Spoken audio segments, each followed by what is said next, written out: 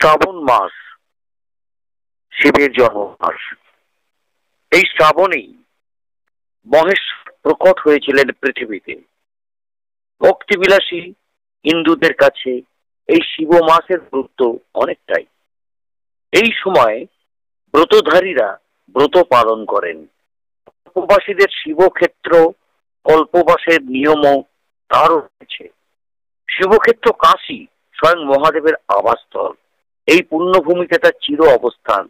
বিশ্বনাথ কখনো কাশী ছাড়া হন না। বিশ্বনাথের চিরকালের আসন পাতা থাকে। কাশীকে অবিভক্তপুরী, রুদ্রাবাস, মুক্তিপুরী, আনন্দকানন, জন্মভূমি, আরো কত কিছু বলে তার ঠিক নেই। যাক, কাশী তীর্থক্ষেত্রের কথা নয়, তীর্থক্ষেত্রে এরম অনেক রয়েছে।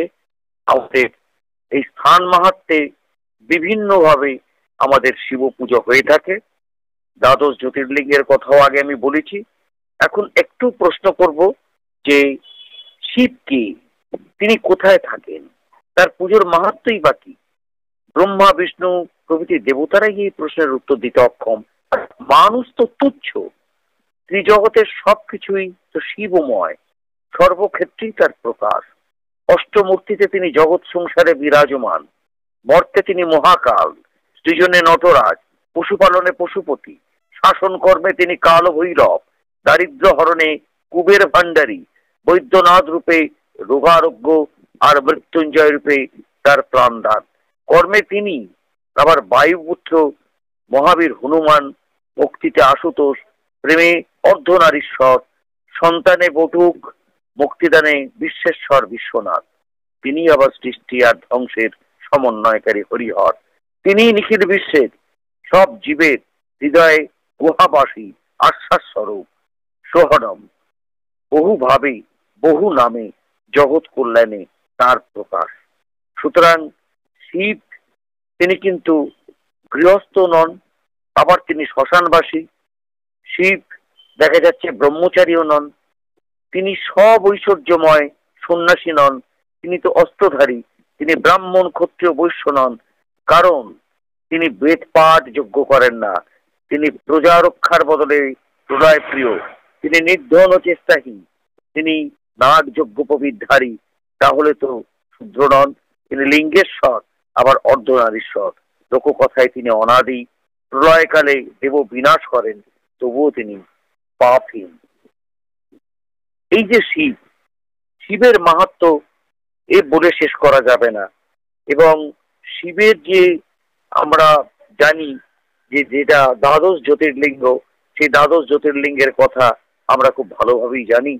যে সেই দ্বাদশ জ্যোতির্লিঙ্গের যে কি মহারূপ, যে শিবের সাকার থেকে শিবলিঙ্গের পূজার অনেক বেশি ফল হয় বলেই শাস্ত্রে বলা আছে। মহাভারত থেকে জানা যায় অগ্নিপুত্র অর্জুন আর দ্রোণাচার্যের পুত্র অশ্বত্থামা দুজনেই ব্রহ্মাস্ত্র ছিল। তারা এই মহাস্ত্র শিবের প্রসন্নতায় লাভ করেন। তিনি অশ্বত্থামার ব্রহ্মাস্ত্র অর্জুনের ব্রহ্মাস্ত্রের কাছে ব্যর্থ হয়। কারণ কি? বিশাল বুদ্ধি মহর্ষি ব্যাসদেব বলেছেন অশ্বত্থামা জন্মান্তরে শিবের প্রতিমায় আরাধনা করে তার বর প্রাপ্ত হয়ে এই দিব্য অস্ত্র লাভ করেন। অন্যদিকে জলাস্তরে অর্জুন অস্ত্রটি লাভ করেন শিবলিঙ্গে আরাধনা করে। তাই অর্জুন হয়েছিলেন শ্রেষ্ঠ বীর। শাস্ত্রমতে ভারতের সর্বাধিক প্রসিদ্ধ দ্বাদশটি প্রধান শৈব তীর্থ আছে, আর এগুলোই হচ্ছে জ্যোতির্লিঙ্গ। এই দ্বাদশ জ্যোতির্লিঙ্গের অবস্থান হলো গুজরাটের সৌরাষ্ট্রের সোমনাথ, অন্ধ্রপ্রদেশের শৈল পর্বতে মল্লিকার্জুন, মধ্যপ্রদেশের উজ্জয়িনীতে মহাকাল, মধ্যপ্রদেশের মান্ধাতা পর্বতে ওঙ্কারেশ্বর, উত্তরাখণ্ডের হিমালয়ের মন্দাকিনী নদীর তীরে কেদার বা কেদারেশ্বর, মহারাষ্ট্রের পুনার উত্তরে যেখানেতে পর্বতে ভীমশঙ্কর, উত্তরপ্রদেশের কাশীর গঙ্গা তীরে বিশ্বেশ্বর, মহারাষ্ট্রের গোদাবরী তীরে নাসিকের ত্রম্বকেশ্বর, মহারাষ্ট্রের পরলং এর কাছে বৈজনাথ, মহারাষ্ট্রের ঔরঙ্গাবাদে মহারাষ্ট্রের ইলোরায় বিশ্বেশ্বর। অবশ্য এই বিষয়ে মতভেদ আছে। অনেকের মতে ভীমশঙ্কর অবস্থান অসমের কামরূপে, বৈদ্যনাথ ঝাড়খণ্ডের বৈদ্যনাথ ধামে এবং নাগেশ্বর গুজরাটের দ্বারকার কাছে দারুণ বনে। যাই হোক, দ্বাদশ জ্যোতির্লিঙ্গের যে স্বয়ংভূ দেবতা ঋষিমুনির দ্বারা পুজো করা শিবলিঙ্গ বা মানুষ দ্বারা স্থাপিত শিবলিঙ্গে বা যে কোনো শিবলিঙ্গের পূজায় মহিমা বলেছেন, যদি নীলপর্বত কালী, সাগর মসিপাত্র, পারিজাত বৃক্ষের শ্রেষ্ঠ শাখা কলম পৃথিবী লেখার পত্র হয়, তাহলে এই সব বস্তু দিয়ে দেবী সরস্বতী অনন্তকাল ধরে তিনি লেখেন, তবুও তার গুণাবলী শেষ হবে না। সুতরাং আমরা আজকে যে সোমবার, আমরা শ্রাবণ মাসের আজ শেষ সোমবার, প্রচুর তো শিবভক্ত তারা কিন্তু দেখবেন সমস্ত মন্দিরেতে আজকের সাধনায় তারা পুজো দিচ্ছে এবং তারা একেবারেই দেখা যাচ্ছে যে তাদের শ্রদ্ধা ভক্তি সহ তারা দর্শন করছেন। কোনো ব্যাপারই নয় যে এটা আমাদের বাঙালির সবচেয়ে বড় কৃষ্টি, এবং শিব ভক্তরা তারা সবাই ছুটছেন এক একটা গ্রুপ হয়ে হয়ে। শিবরাত্রির দিনেও যেমনি যেভাবে শিব ভক্তরা যেভাবে তারা পুজো করেন ভক্তিতে, এই শ্রাবণ মাসের প্রতিটা সোমবারেই একইভাবে ভিড় দেখা যায় প্রতিটা শিব মন্দিরে। আমরা দেখব সব শিব মন্দিরে কিরকম ভিড় এবং শিব মন্দিরে ভক্তরা কিভাবে যাচ্ছেন আমরা এক এক করে দেখে নেব। আসুন আমরা দেখে নিই, সেইগুলো নিয়ে আমরা পরে আবার আলোচনা করব। কেননা শিব আরাধনায় চতুর্বর্গ যেটা বলছে যে লিঙ্গ আরাধনার মধ্যে শিবলিঙ্গ তার কোনো মানে শেষ নেই। এই লিঙ্গরাজে আরাধনায় চতুর্বর্গ ধর্ম, অর্থ, কাম, মোক্ষ লাভ হয়, সর্বতীর্থের ফল লাভ হয়।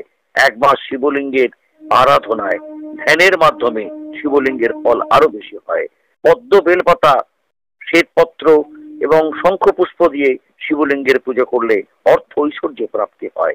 এগুলো সবই আছে শাস্ত্রে, কিন্তু আমরা সেগুলোকে মানি না বা পড়ি না। কিন্তু এগুলোই আমাদের একমাত্র শিব পূজার অধিকারী কিন্তু সবাই। কেননা সব বর্ণ, জাতি ও শ্রেণীর মানুষ, স্ত্রী পুরুষ সবাই, শৈব শক্তি, বৈষ্ণব প্রভৃতিরা শিব পুজোর একটি মহাক্ষণ হলো শিবরাত্রি, সেটা আমরা আগেই বলেছি।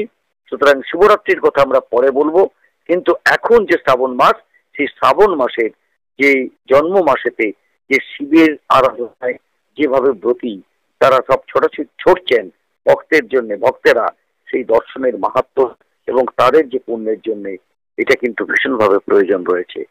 আমরা শেষ সোমবার আমরা দেখে নিই, আমরা যতটা পারবো ততটা আমরা দেখাবো যে কিভাবে তারা শেষ সোমবারেতে শিবের আরাধনাতে ব্রতী হয়ে তারা ছুটছেন ভক্তের দল।